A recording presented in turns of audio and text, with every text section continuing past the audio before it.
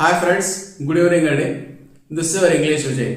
APDSC 2025 సంబంధించి selection list అనేది release కావడం జరిగిందండి. ఇది చాలా సంతోషకరమైన వార్త అండి. ఎవరైతే సెలక్షన్ లిస్ట్ లో పేరుందో వాళ్ళందరికీ కూడా ఇంగ్లీష్ విజయ్ అనే ఈ యూట్యూబ్ ఛానల్ తరపున మీకు మై హార్ట్ ఫెల్ట్ కంగ్రాచులేషన్స్ తెలియజేస్తున్నానండి. ఇక్కడ ఒక బాధాకరమైన వార్త ఏంటంటే, కొంతమంది అభ్యర్థులు సర్టిఫికేట్ వెరిఫికేషన్ కు అటెండ్ అయినప్పటికీ వాళ్ళ యొక్క పేర్లు ఈ సెలక్షన్ లిస్ట్ లో ఇంక్లూడ్ చేయలేదండి. ఇది చాలా బాధాకరమైన వార్త. అయినా కూడా మనం ఏం చేయలేమండి. ఎందుకంటే సర్టిఫికేట్ వెరిఫికేషన్ అప్పుడే మీకు కాల్ లెటర్ లో మెన్షన్ చేయడం జరిగింది. మీరు సర్టిఫికేట్ వెరిఫికేషన్ కి అటెండ్ అయినంత మాత్రాన మీకు ఉద్యోగం వచ్చినట్టుగా భావించరాదు అని అక్కడ మెన్షన్ చేయడం జరిగింది. కాబట్టి మనం ఏం చేయలేమండి. మీరు మళ్ళీ మరొక డిఎస్సి కోసం ఎదురు చూస్తూ దానికోసం ఇప్పటి నుండే ప్రిపేర్ అవ్వండి. ఇక ఈరోజు మన మెయిన్ టాపిక్ ఏంటంటే, ఎవరైతే ఏపీడిఎస్సి 2025 సెలెక్ట్ అయ్యారో వాళ్ళందరికీ కూడా సెప్టెంబర్ 22 నుండి 29 వరకు ట్రైనింగ్ ఉందండి. ఈ మధ్య కాలంలో మీకు వెబ్ కౌన్సిలింగ్ ద్వారా లేదా అక్కడ డిఓ ఆఫీస్ లో కౌన్సిలింగ్ చేస్తారా అనే విషయం మీద కాస్త క్లారిటీ రావాలండి. మొత్తం మీద ఈ దసరా హాలిడేస్ లో మీకు కౌన్సిలింగ్ అనేది నిర్వహిస్తారు. ఈ కౌన్సిలింగ్ నిర్వహించేటప్పుడు మీరు స్కూల్స్ ను చూజ్ చేసుకోవాలండి. మీరు స్కూల్స్ ను చూసుకునేటప్పుడు మీకు కొన్ని పాయింట్స్, నేను ఏ పాయింట్స్ ని బేస్ చేసుకుని మీరు స్కూల్స్ ను సెలెక్ట్ చేసుకోవాలి అనే విషయాన్ని నేను ఈ వీడియోలో తెలియజేస్తానండి. ఆ పాయింట్స్ 10 బుల్లెట్ పాయింట్స్ ఉన్నాయండి. ఈ 10 బుల్లెట్ పాయింట్స్ ని ఆధారంగా చేసుకుని మీరు స్కూల్స్ ని సెలెక్ట్ చేసుకుంటే మీరు ఆ స్కూల్స్ లో హ్యాపీగా పనిచేస్తారండి. ఏ స్కూల్స్ కు ఫస్ట్ ప్రయారిటీ ఇవ్వాలి, ఏ స్కూల్స్ కు చివరి ప్రయారిటీ ఇవ్వాలి అనే విషయాన్ని నేను మీకు ఈ వీడియోలో తెలియజేస్తానండి. ఇప్పుడు మీ యొక్క మానసిక స్థితి ఎలా ఉంటుందంటే, మీకు జాబ్ వచ్చిన ఆనందంలో మీరు ఏ స్కూల్ ఇచ్చినా నేను పనిచేస్తాను, ఎంత దూరమైనా వెళ్ళి పని చేయగలను, అప్ అండ్ డౌన్ చేస్తాను అనేలా ఉంటుంది. కానీ ఈ ఆనందము, ఈ సంతోషము అనేది కేవలం 6 నెలలే అండి. 6 నెలల తర్వాత అరే నాకు ఇంకాస్త దగ్గర వచ్చింటే బాగుండు స్కూలు అనే ఫీలింగ్ మీ మైండ్ లో మొదలవుతుందండి. కాబట్టి స్కూల్స్ ఎంపిక అప్పుడు కొన్ని జాగ్రత్తలు తీసుకోవాలండి. అలాంటి 10 బుల్లెట్స్ పాయింట్స్ నేను మీకు ఈ వీడియోలో తెలియజేస్తానండి. చివరిగా ఒక బోనస్ పాయింట్ కూడా తెలియజేస్తానండి. ఇందులో ఫస్ట్ పాయింట్ అండి, మీరు ఏ అంశాలను పరిగణలోకి తీసుకొని స్కూల్స్ సెలెక్ట్ చేసుకోవాలి అనే దాంట్లో ఫస్ట్ పాయింట్ అండి. ఏంటా ఫస్ట్ పాయింట్ అంటే, పిఎస్హెచ్ఎం లేదా హై స్కూల్ హెచ్ఎం ఉండే స్కూల్స్ కు ఫస్ట్ ప్రయారిటీ ఇవ్వాలండి. మీరు జాబ్ వచ్చిన కొత్తలో కాబట్టి మీకు హెచ్ఎం గా అనుభవం ఉండదు. కాబట్టి కొన్ని స్కూల్స్ లో మీరు సెలెక్ట్ చేసుకుంటే మీరే హెచ్ఎం అవుతారు. అలాంటి స్కూల్స్ కు దయచేసి ఫస్ట్ ప్రయారిటీ ఇవ్వకుండా చివరి ప్రయారిటీ ఇవ్వండి. మీరు హెచ్ఎం గా ఉండడం కాస్త ఇబ్బందికరం, మీకు అడ్మినిస్ట్రేషన్ లో పట్టుండదు. కాబట్టి ఆల్రెడీ ఏ స్కూల్లో అయితే హెచ్ఎం ఉన్నారో ఎంక్వైరీ చేసి ఆ స్కూల్స్ కు మీరు ఫస్ట్ ప్రయారిటీ ఇవ్వండి. ఎస్జిటీలో అయితే ఎక్కడైతే పిఎస్హెచ్ఎం ఉన్నాడో ఆ స్కూల్ కు ఫస్ట్ ప్రయారిటీ ఇవ్వండి. హై స్కూల్ వాళ్ళు కూడా అండి, కొన్ని హై స్కూళ్లలో మీరే హెచ్ఎం అవుతారు. కాబట్టి హై స్కూల్ కూడా జాగ్రత్తగా చూజ్ చేసుకోవాలండి. హెచ్ఎం లేని స్కూల్స్ కు చివరి ప్రయారిటీ ఇచ్చి హెచ్ఎం ఉండే స్కూల్స్ కు ఫస్ట్ ప్రయారిటీ ఇవ్వండి. తర్వాత సెకండ్ పాయింట్ అండి, రోల్ మరీ తక్కువగా ఉండే స్కూల్స్ కు లాస్ట్ ప్రయారిటీ ఇవ్వాలండి. ఇప్పుడు మీరు చూడండి, కొన్ని టౌన్ లో ఉన్నప్పటికీ కొన్ని స్కూల్స్ లో వేకెన్సీ ఉందండి. ఎందుకు అలా ఉందండి? ఈ మధ్య కాలంలో ట్రాన్స్ఫర్స్ జరిగినప్పటికీ, ఉదాహరణకు ఎమ్మిగనూరు, ఆదోని ఇలాంటి టౌన్స్ తీసుకుంటే ఇక్కడ మీకు వేకెన్సీలు ఉన్నాయండి.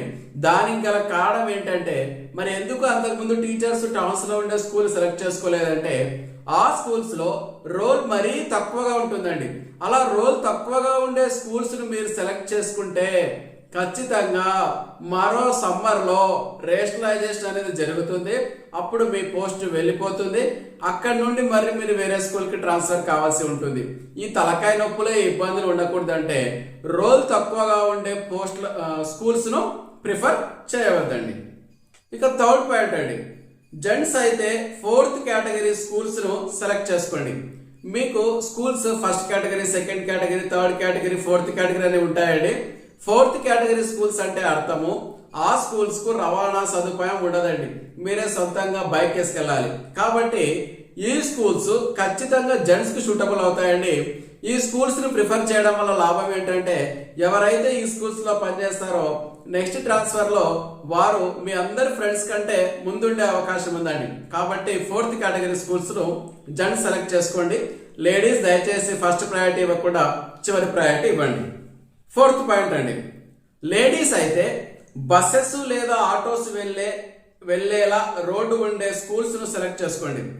కొన్ని స్కూల్స్ ఎలా ఉంటాయంటే వాటికి బస్సులో వెళ్లే సౌకర్యం ఉండదు, ఆటోలో వెళ్లే సౌకర్యం ఉండదు. మీరే సొంతంగా వెహికల్ వేసుకుని వెళ్ళడం చాలా రిస్క్ కాబట్టి, ప్రమాదం కాబట్టి ఎలాంటి స్కూల్స్ లేడీస్ ప్రిఫర్ చేయాలంటే అక్కడికి బస్సు వెళ్తుందా లేదా, ఆటో వెళ్లేలా రోడ్డు ఉందా లేదా అనే దాన్ని మీరు ఎంక్వైరీ చేసుకుని అలాంటి స్కూల్స్ కు ప్రయారిటీ ఇవ్వండి.